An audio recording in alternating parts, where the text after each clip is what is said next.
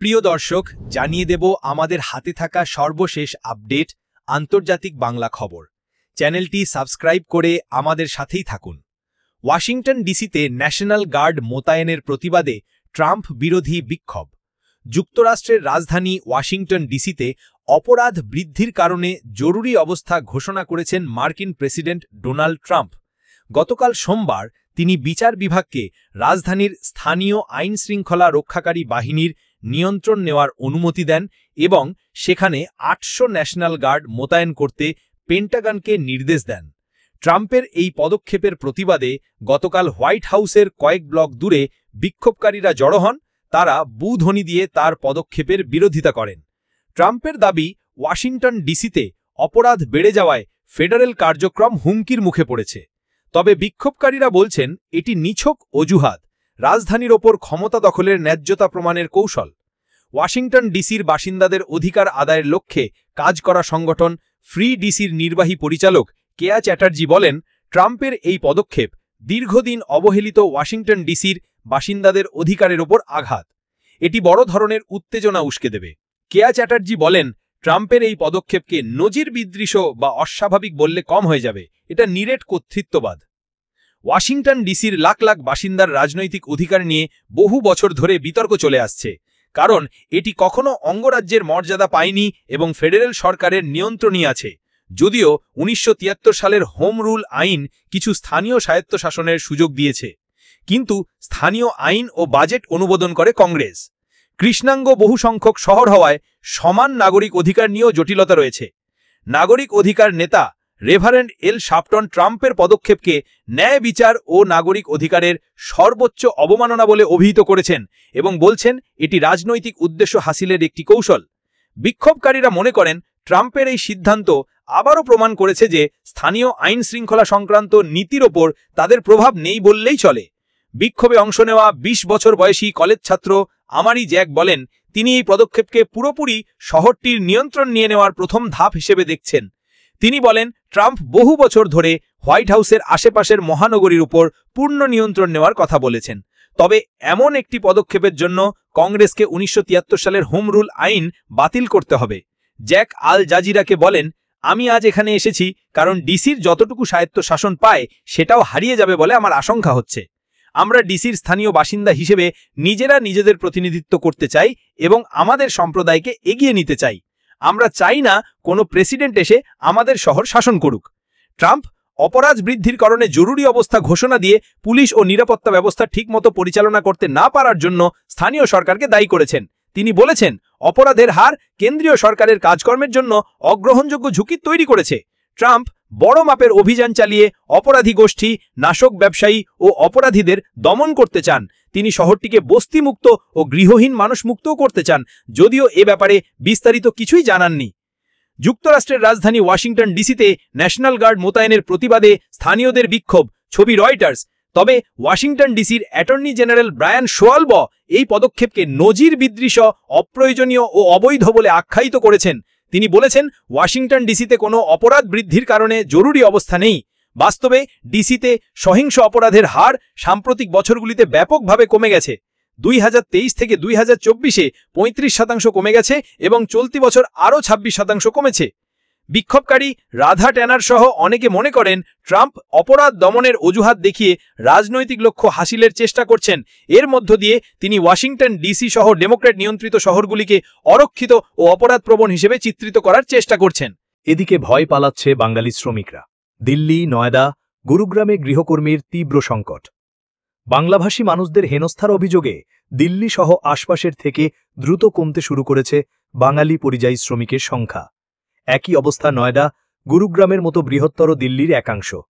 এর ফলে ওই সমস্ত এলাকায় গৃহকর্মীর তীব্র সংকট দেখা দিয়েছে, যার ফলে সেই সব মানুষের প্রদেয় পরিষেবার উপর নির্ভরশীল কয়েক শতাধিক পরিবার ক্ষতিগ্রস্ত হয়েছে। এমনকি দক্ষিণ দিল্লির কিছু অংশও ক্ষতিগ্রস্ত হয়েছে। আর এই সমস্যা থেকে পরিত্রাণ পেতে হোয়াটসঅ্যাপে ঘুরছে জরুরি বার্তা, জরুরিভাবে রাঁধুনি এবং গৃহকর্মী প্রয়োজন।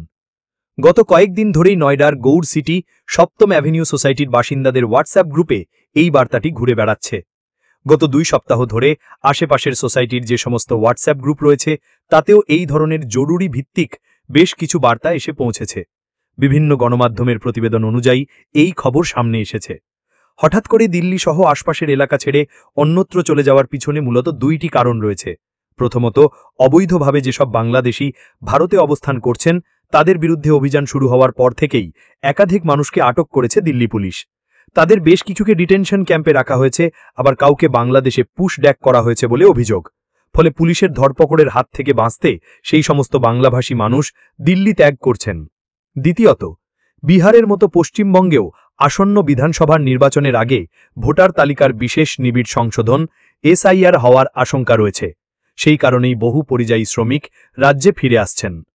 নয়ডার হাইবোটপুর বস্তিতে অবস্থানকারী নূরজাহান নামে এক নারী স্থানীয় গণমাধ্যমকে জানান, তিনি নয়ডার গৌড় সিটিতে পরিচারিকার কাজ করতেন। তার বস্তি থেকে ইতিমধ্যেই একাধিক বাংলাভাষী মানুষ অন্যত্র চলে গেছে, ফলে তার পরিবারও পশ্চিমবঙ্গে ফিরে যাবার জন্য ট্রেনের টিকিট বুক করেছে। হাসান শেখ নামে এক পরিযায়ী শ্রমিকের অভিযোগ, পুলিশ তাকে গ্রেপ্তার করে ডিটেনশন ক্যাম্পে নিয়ে যাবার পর তাকে মারধর করা হয়। পরে গুরুগ্রাম থেকে পালিয়ে যান তিনি। গুরুগ্রাম থেকে ফিরে আসা আরেক শ্রমিক কাসম মিয়া দাবি করেন যে পুলিশ পরিচয় যাচাই করার জন্য তার পোশাক খুলে ফেলে। 2016 সালে ভারতের সাবেক স্বরাষ্ট্র প্রতিমন্ত্রী কিরেন রিজিজু সংসদে একটি তথ্য দিয়ে দাবি করেছিলেন, ভারতে 2 কোটির বেশি বাংলাদেশি অবৈধ অভিবাসী রয়েছেন। তার অভিমত ছিল, বাংলাদেশি অনুপ্রবেশ এবং বিস্তার দেশের জাতীয় নিরাপত্তার জন্য অত্যন্ত উদ্বেগের বিষয়। যদিও কারো কারো অভিমত, সরকারের এই দমনপীড়ন পদক্ষেপ মানবিক সংকটের দিকে ঠেলে দিয়েছে। বছর ঘুরলেই 2026 সালে পশ্চিমবঙ্গে বিধানসভা নির্বাচন। তার আগে রাজ্যটির মুখ্যমন্ত্রী এবং ক্ষমতাসীন দল তৃণমূল কংগ্রেস নেত্রী মমতা ব্যানার্জিও বিজেপি শাসিত রাজ্যগুলিতে বাঙালি বিদ্বেষের অভিযোগ তুলে ওই সমস্ত রাজ্য থেকে সমস্ত পরিযায়ী শ্রমিকদের রাজ্যে ফিরে আসার আহ্বান জানিয়েছিলেন। জুলাইয়ের শেষে মমতাকে বলতে শোনা যায়, মুম্বাই, গুজরাট, উত্তরপ্রদেশ, রাজস্থান, হরিয়ানা, আসামে থাকার কোনো দরকার নেই। যারা ভালোবাসে না, যারা আপনাদের চায় না, আপনারা কেন সেখানে থাকবেন? আপনারা বাংলায় ফিরে আসুন। আপনাদের দায়িত্ব পশ্চিমবঙ্গ সরকারের, আপনাদের বাঁচার সুযোগ করে দেয়া হবে। মমতার আশ্বাস, আমরা হয়তো বিরিয়ানি বা পিঠে পায়েস দিতে পারবো না, কিন্তু আমরা একখানা রুটি খেলে আপনাদের আধখানা রুটি দিতে পারবো। আপনাদের মনে শান্তি থাকবে। কর্পোরেট এবং IT হাব বলে পরিচিত নয়ডা এবং গুরুগ্রাম, যেখানে বিপুল সংখ্যক কর্পোরেট কর্মীর বসবাস, তারা মূলত পরিযায়ী শ্রমিকদের উপর নির্ভরশীল। তার সে স্যানিটেশন কর্মী হোক বা গাড়ি পরিষ্কার থেকে শুরু করে গৃহকর্মী। কারো কারো অভিমত, পরিযায়ী শ্রমিকদের উপর দমন পীড়নের ফলে দিল্লি ও তৎসংলগ্ন এলাকায় কর্মসংস্থান, পণ্য পরিষেবা প্রদানের ক্ষেত্রে যেমন প্রভাব পড়েছে, তেমনি দিল্লির মতো কসমোপলিটন শহরের ভাবমূর্তিও ক্ষতিগ্রস্ত হয়েছে। অপরদিকে ফিলিস্তিনি প্রেসিডেন্ট আব্বাসের সঙ্গে সৌদি যুবরাজ সালমানের ফোন আলাপ। ফিলিস্তিনের প্রেসিডেন্ট মাহমুদ আব্বাসের সঙ্গে ফিলিস্তিনিদের বর্তমান পরিস্থিতি ও জাতীয় স্বার্থ সংশ্লিষ্ট বিষয় নিয়ে আলোচনা হয়েছে সৌদি আরবের যুবরাজ মোহাম্মদ বিন সালমানের। সোমবার 11 আগস্ট এক ফোনালাপে এই নিয়ে আলোচনা করেন তারা। সৌদি প্রেস এজেন্সির বরাতে জানা গিয়েছে, গাজা উপত্যকার নিরাপত্তা ও মানবিক পরিস্থিতি নিয়ে উদ্বেগ প্রকাশ করেন সৌদি যুবরাজ। ফিলিস্তিনি জনগণের বিরুদ্ধে সংঘটিত মানবতা বিরোধী অপরাধের তীব্র নিন্দা জানান তিনি এবং আন্তর্জাতিক সম্প্রদায়ের প্রতি মানবিক সংকট মোকাবিলা ও সাধারণ নাগরিকের সুরক্ষা নিশ্চিত করার আহ্বান জানান। ওয়াফা সংবাদ সংস্থার তথ্য অনুযায়ী, পূর্ব জেরুজালেমকে রাজধানী করে 1967 সালের পূর্ববর্তী সীমান্ত অনুযায়ী ফিলিস্তিন রাষ্ট্রকে স্বীকৃতি প্রদানে আন্তর্জাতিক সমর্থন আদায়ে সৌদি আরবের গুরুত্বপূর্ণ ভূমিকার প্রশংসা করেন প্রেসিডেন্ট আব্বাস। ফিলিস্তিনি জনগণের প্রতি আরব ও আন্তর্জাতিক সংহতি জোরদার করতে যৌথ সমন্বয় অব্যাহত রাখার প্রতিশ্রুতিও পুনর্ব্যক্ত করেন তারা। আগামী 22 সেপ্টেম্বর নিউ ইয়র্কে অনুষ্ঠিতব্য আন্তর্জাতিক শান্তি সম্মেলনের প্রস্তুতি নিয়েও আলোচনা করেন তারা। সম্মেলনে ফ্রান্স, যুক্তরাজ্য, কানাডা, অস্ট্রেলিয়া ও সিঙ্গাপুর সহ বিশ্বের একাধিক দেশ ফিলিস্তিন রাষ্ট্রকে স্বীকৃতি দেওয়ার কথা জানিয়েছে। এর আগে জুলাই মাসে সৌদি আরব ও ফ্রান্স জাতিসংঘে একটি উচ্চ পর্যায়ের সম্মেলনের সহ আয়োজক ছিল, যার উদ্দেশ্য ছিল ফিলিস্তিন রাষ্ট্র প্রতিষ্ঠায় আন্তর্জাতিক সমর্থন জোগাড় করা।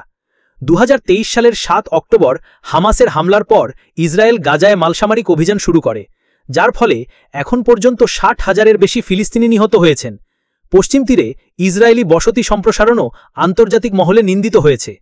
অনেক দেশ এখন আর শুধুমাত্র ইসরায়েলের সঙ্গে আলোচনার মাধ্যমেই ফিলিস্তিন রাষ্ট্র প্রতিষ্ঠার পক্ষে নেই। সব শেষ জানিয়ে দেব পাকিস্তানের সেনাপ্রধানের মন্তব্য নিয়ে ইসলামাবাদ নয়াদিল্লির বাগযুদ্ধ। ভারত নিয়ন্ত্রিত কাশ্মীরের পেহেরগাম কাণ্ড নিয়ে ভারত ও পাকিস্তানের মধ্যে সংঘাতের পর 2 মাসে দ্বিতীয়বার যুক্তরাষ্ট্রে সফরে গেছেন পাকিস্তানের সেনাপ্রধান আসিম মুনির।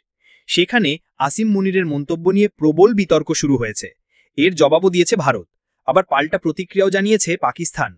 ভারতীয় গণমাধ্যমে প্রকাশিত খবরের বরাত দিয়ে রয়টার্স জানাচ্ছে, ফ্লোরিডায় শিল্পপতি আদনান আসাদের দেওয়া নৈশভোজে মুনির বলেছেন, আমরা পরমাণু শক্তিধর দেশ। আমাদের যদি মনে হয় আমরা ধ্বংস হয়ে যাচ্ছি, তাহলে অর্ধেক পৃথিবীকে নিয়ে ধ্বংস হব। পাকিস্তানের পররাষ্ট্র মন্ত্রণালয় পরে মুনিরের ভাষণের কিছু অংশ প্রকাশ করে, সেখানে পরমাণু শক্তিধর কথাটা নেই। ভারতের প্রতিক্রিয়া।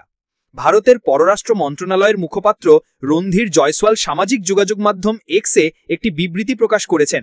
সেখানে বলা হয়েছে, যুক্তরাষ্ট্রে সফররত পাকিস্তানের সেনাপ্রধান আসিম মুনিরের একটি বিবৃতি দেখেছি। পরমাণু শক্তি নিয়ে হইচই করাই হল পাকিস্তানের চালিকা শক্তি। পাকিস্তানের সেনাপ্রধানের দায়িত্বজ্ঞানহীন মন্তব্য নিয়ে আন্তর্জাতিক সম্প্রদায় নিজেদের সিদ্ধান্তে আসতে পারেন, কিন্তু একটি দেশের পারমাণবিক কমান্ড ও কন্ট্রোল নিয়ে যে সংশয় ছিল তা আরও জোরালো হচ্ছে, এবং এই দেশের সেনাবাহিনী সন্ত্রাসবাদীদের সঙ্গে হাতে হাত মিলিয়ে চলে। বিবৃতিতে আরও বলা হয়েছে, আরও দুঃখজনক বিষয় হল, বন্ধু তৃতীয় দেশের মাটিতে দাঁড়িয়ে মুনির এই কথা বলেছেন। ভারত ইতিমধ্যে স্পষ্ট করে দিয়েছে তারা কোনো পরমাণু ব্ল্যাকমেইলের কাছে নতি স্বীকার করবে না। ভারত তার জাতীয় স্বার্থ সুরক্ষিত করতে প্রয়োজনীয় সব ব্যবস্থা নেবে। পাকিস্তানের প্রতিক্রিয়া। ভারতের এই বিবৃতির পর পাকিস্তানের পররাষ্ট্র মন্ত্রণালয় সামাজিক যোগাযোগ মাধ্যম এক্সে একটি বিবৃতি প্রকাশ করে। সেখানে বলা হয়েছে, ভারতের পররাষ্ট্র মন্ত্রণালয় যে অপরিণত মন্তব্য করেছে তা পাকিস্তান কড়াভাবে খারিজ করে দিচ্ছে। ভারত অপ্রাসঙ্গিক বিবৃতি ও তথ্য বিকৃত করেছে। ভারত একটা পরমাণু ব্ল্যাকমেইলের ন্যারেটিভ তৈরি করেছে, যা বিভ্রান্তিকর। ভারত ভিত্তিহীন ও অযৌক্তিক অভিযোগ করছে। বিবৃতিতে আরও বলা হয়েছে, পাকিস্তান দায়িত্বশীল পরমাণু শক্তিধর দেশ এবং তাদের পরমাণু কমান্ড ও কন্ট্রোল বেসামরিক সরকারের কাছে আছে। তারা এই বিষয়ে সবসময় শৃঙ্খলা ও সংযম দেখিয়েছে। ইসলামাবাদ আরও বলেছে, পাকিস্তান সন্ত্রাসবাদ বিরোধী যে পদক্ষেপ নিয়েছে গোটা বিশ্ব তা স্বীকার করেছে। আমাদের নিরাপত্তা বাহিনী সন্ত্রাসবাদীদের বিরুদ্ধে নিরন্তর লড়াই করছে। ভারতের পররাষ্ট্র মন্ত্রণালয় কোনো রকম তথ্য ছড়াই আমাদের বিরুদ্ধে দায়িত্বজ্ঞানহীন অভিযোগ করছে।